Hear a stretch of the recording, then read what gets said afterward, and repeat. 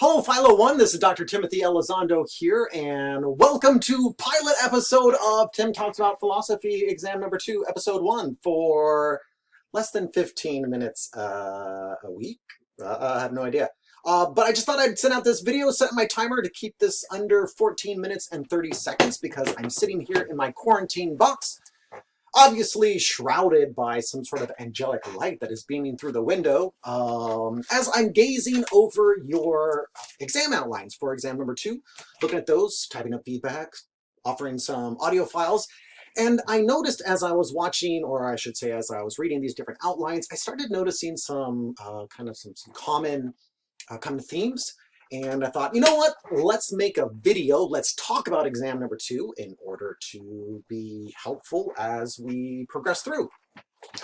Why is exam number 2 so important? Well, it's worth points, but more importantly, it's also your first opportunity to use what's called double or nothing. It's a kind of option that I use in my face-to-face class back when that used to occur. And what it is it's an opportunity for you to take the option to have your second exam be worth twice as many points, right? So I think right now it's worth, I don't know, I think it's like 150. So in other words, it'd be worth 300 points. Boom! If you write the word option on the top of your second exam. You might be asking yourself, well, Tim, where do those 150 points come from? And I would respond, they come from the first exam. Does that make sense? So it's kind of like a reroll, I guess, if we want to use a game metaphor. Not that that's the best metaphor because reroll is random and your exam prompt is more about intent. But that's the general idea. Now you might be asking yourself, well, Tim, do I get to submit the second exam and then choose whichever is the highest grade? And I would say no. Okay, so the second exam, I would just take that score and double it. Why is that there? I think that's there for a couple different reasons. First of all, it's an excellent opportunity for students to improve their score, right? I mean, if you've never taken an Elizondo class, it's difficult to kind of understand how certain assignments might be graded, right? Particularly at the beginning of the course. And as a student gets more information, not just about the course, but also how they prepare, it allows them to modify their approach and improve as the course moves forward. And then in addition, you're not penalized for any misunderstandings, early hiccups that occur in the beginning of a course, right? All right. So with that in mind, but in exchange, you have to get at least C's on your final outline for this particular exam. With that in mind, I'm having difficulty scoring this set of exams because I don't want to give low scores. But at the same time, I don't want to communicate that some of the argumentation on the outlines would not be, what am I trying to say? Some of the outlines I've seen have really good ideas. I don't want to give low scores to penalize the students, but the ideas need to be refined. So how do I find a sweet spot that communicates that the ideas need to be refined without the scores being penalized? Does that make sense? Because I don't want to give a false sense of impression and be like, this is really on the right track, and then the student just doesn't make any changes and then turns that into an exam paper, and then we suddenly have issues. All right, okay, so with that in mind, all right, let's get to your exam prompts. Exam prompts, we got 2 of them that we have to talk about. Let's talk about the first one, which is the avocado versus the artichoke one, which is kind of tricky. To me, ultimately, both of these exam prompts can be divided into an outline that has 3 major points to it. Sometimes I've seen 4 major points, but for the most part, they were designed intentionally to have 3 major parts to them. This exam prompt is asking us to choose between an artichoke and an avocado. The main difference being that an avocado has a pit that's inside of it that is, the word in philosophy would be essential to its essence, versus an artichoke is a collection of kind of things, layers. There's not one thing that makes that artichoke the artichoke, right? The avocado is primarily used, you're probably familiar with it, right? Because you've heard about, I don't know, you might believe you have a soul, right? This thing inside of you that is inherently you, that was there when you were born. It'll be there, I don't know, till whenever you believe that it won't be there anymore. Or maybe you believe it'll always be there in some sort of internal ethereal dimension. Some of you might be open to the artichoke idea, this idea that there's no inherent self. The self is always changing, evolving. Our bodies change, our opinions change, our tastes change. Who we are, our identity changes. And so you might be leaning more towards that we are an artichoke. Keep in mind, these exams are designed so that a student can look at the readings and select specific essays to bring into their outlines. Okay, let me say that again. Specific essays to bring into their outlines. I say this because some of the outlines are really good, but the students are bringing in, they're talking about avocados, and then the same outline they'll talk about artichokes.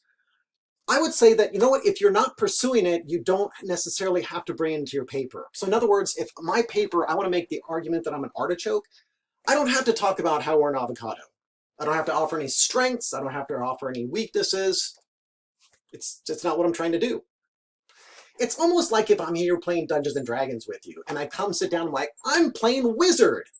And you're like, all right, Tim, well, what about your thief skills? I'm like, no. I'm a wizard. I don't have to talk about being a thief because I'm going wizard. Right? So let me deep dive wizard stuff. Because some of these philosophical ideas, such as the avocado and the artichoke, contradict each other, it's really difficult as a writer to try to bring both of those into the same essay, which is why we don't bring one in and we just talk about why we are whatever we are. Make sense? All right, let's talk about the structure of this particular exam prompt. I would start, my first point in my outline is describing the produce. Because my thesis is, I don't know, something extent of, we are avocados. In my very first point, I think I would describe what that means to be an avocado.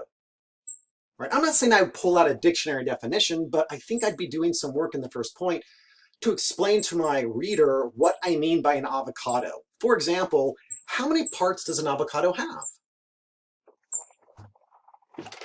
Oh, it's a tricky question. When I draw an avocado with my awesome art skills, I come up with that. And you might be asking yourself, okay, Tim, cool. We see a pit there. Question is, how many parts are here? Some people might say 2. That makes sense. You got this thing and then that around it. There's 2 parts. There's the pit and the non-pit. Some people might actually look at this and say, no, in my outline there's 3. Like 3? Like, yeah, there's the pit, there's the meat, and then there's the skin.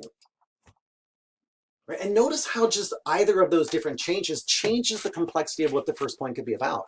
Right, the first point, this idea that there's only 2 parts inside of us. There is this centerpiece and then there's something around it. Very similar if you've ever heard the idea of ghost in the shell.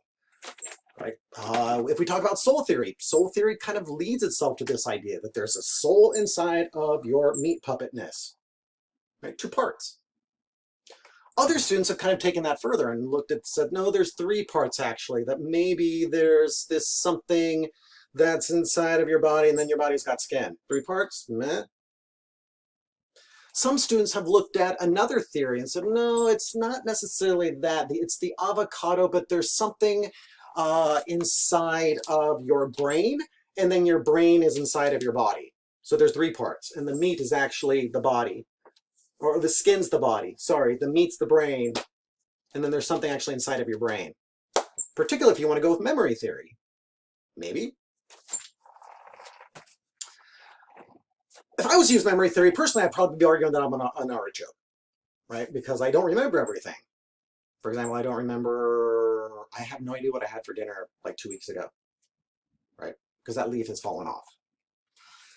Returning back to the structure of the first particular point then, I would probably be going with, all right, so in the first point, this is what I mean by my produce. I say this because the other day I walked into my daughter's room and I was like, this place is a pigsty. And she said, what's a pigsty? And I said, oh, that's a really good question. So because Alice, what you're really trying to say is you recognize that I'm using a metaphor to try to use a point of comparison. And you need more information as it relates to what one of these central kind of terms are. She's like, yeah, pigsty. I'm like, okay, this is what a pigsty is. A pigsty is a place, location, which pigs dwell. And she's like, oh, okay, yeah, that's a pigsty. And I said, okay, now let's talk about what your room looks like. She's like, all right. I said, well, mess, mess, mess, mess, mess, mess. She's like, oh, that makes sense. I said, okay, so there, as a result, you can see why I made the comparison that room equals pigsty. Right? Okay. It's like Alice, I was kind of going A, B, and now let me show you how A equals B. And I think that's the logic of the first outline. Right? The first point being this is how, in a sense, the produce functions. Right? The important characteristics that I want to extract from, in order to make this metaphor, this thesis true. The second point is, okay, this is how, in a sense, human nature operates from a really specific, right, like lane. I'm going to use the word lane. Right? What do I mean by lane? I would say by lane, I mean exactly what is on page 81, right? Where the author's like, body theory, soul theory, memory theory. I mean, each of those are different ways. So I would pick one. We could also use the word character class if this was Dungeons and Dragons. But again, pick one, right? No multi-class characters. Or if this was Magic, no multicolored mana decks. So, and then the third point, I would be putting those together. Yep. All right, if we're an artichoke, and if humans are bodies, how does that work? Well, that doesn't work at all. Nope, nope, nope. All right, how about this one? If we are avocados and we're body theory, how does that work? Oh, that might work better. All right, how much time do I have left? All right, I've only got 3 minutes left. All right, so let's talk about outline number 2. Outline number 2, I think, as far as the school one, is really similar in the sense, but the inherent structure of it, I think, is almost like a B, A plus B. Right, I mean, because in the first point, I think I'd be making the argument, like, what are students? Right, students are either like bodies, they're souls, they're memory vessels, they're like story entities. Like, I pick one of those. So, like, what are humans there? And then I probably also ask, okay, do they have free will? What's their relationship to the future? All right. Then from there I'd go, okay, what's the purpose of school? And I think school, there's 2 different theorists that I put into this module that I would encourage you to choose one or the other. One's name is John Dewey, the other one is Paulo Freire, and they have different opinions of what education is about. John Dewey is heavily attached to a term known as pragmatism, this idea that the purpose of education is to teach you what is helpful for you based on what the people in charge think is useful to you. It's why when schools were created, they're like, what should we teach kids? Somebody goes, I don't, counting's important. Let's see, spelling. That's why you take general ed, because somebody else decided what you should take in order to be a well-rounded individual. Paulo Freire is a little bit different. Paulo Freire believes that education is actually an apparatus within a community that should have a sole function of helping students overcome the oppression that Freire argues that we are in. Right? Paulo Freire was a Brazilian philosopher, so he worked with students who were in poverty, and he argued that the system kind of keeps people oppressed. Right? And so he argued that education should be a place that helps students see how they're oppressed, but also gives them the tools to overcome that oppression. One way that I think about it, and this is just me, is if you went to school and you sat down and a teacher lectured to you and said, these are the things you need to know, that's kind of doing it. On the other hand, if you went to a classroom and the teacher's just kind of asking you questions and asking you about your story and asking you to talk, right? And at the same time, also looking out the window, talking about how, I don't know, the water's rising, or, I don't know, the person upstairs is putting our boot to us a little bit.